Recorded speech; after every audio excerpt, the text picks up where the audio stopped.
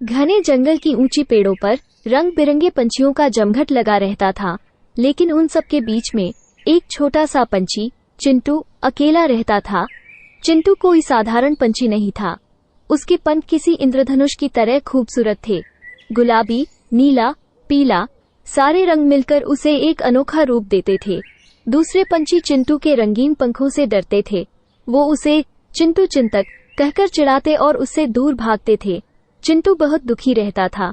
उसका कोई दोस्त नहीं था और वह अकेलेपन में दिन बिताता। एक खूबसूरत सुबह जब चिंटू पेड़ों के बीच उड़ रहा था, तो उसने जंगल में जोर से रोने की आवाज सुनी। वह आवाज जंगल के एक छोटे से झरने के पास से आ रही थी। चिंटू आवाज का पीछा करते हुए झरने के पास पहुंचा और वहां उसने एक छोटी सी चिड़िया को रोते हुए देखा। चिड़िया का नाम माया था। वह जंगल में उड़ते समय अपने परिवार से बिछड़ गई थी और रास्ता भटक गई थी। चिंटू को माया पर दया आ गई। वह माया के पास गया और धीरे से बोला, मत रो माया, मैं तुम्हें घर पहुंचा दूंगा। माया चिंटू के रंगीन पंखों को देखकर पहले तो थोड़ी डरी, लेकिन चिंटू की कोमल आवाज और दयालु स्वभाव ने उसे जल्दी ही भरोसा दिला दिया। चिंटू ने माया को पीठ पर चढ़ाया और उसे आसमान में उड़ाकर उसके गांव ले गया। गांव पहुंचकर माया अपने परिवार को देखकर खुशी से झूम उठी। जब माया ने चिंटू के बारे में बताया और उसे धन्यवाद दिया, तो दादी भी चिंटू की तारीफ करने लगी। उस दिन से माया और चिंटू अच्छे दोस्त बन गए।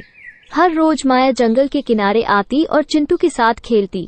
चिंटू माया को जंगल की खूबसूरत जगहें घुमाता, उसे पेड़ों पर चढ़ना सिखाता। माया चिंटू को चिंटू चिंतक नहीं, बल्कि चिंटू इंद्रधनुषी कहती थी। चिंटू को माया का ये नाम बहुत पसंद था।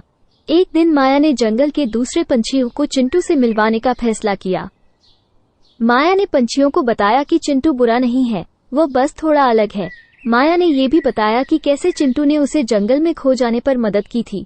पंछी माया की बात सुनकर हैरान रह गए। उन्होंने कभी नहीं सोचा था कि चिंटू इतना दयालु हो सकता है। फिर सभी मिलकर एक साथ रहने लगे और एक दूसरे का मदद करने लगे।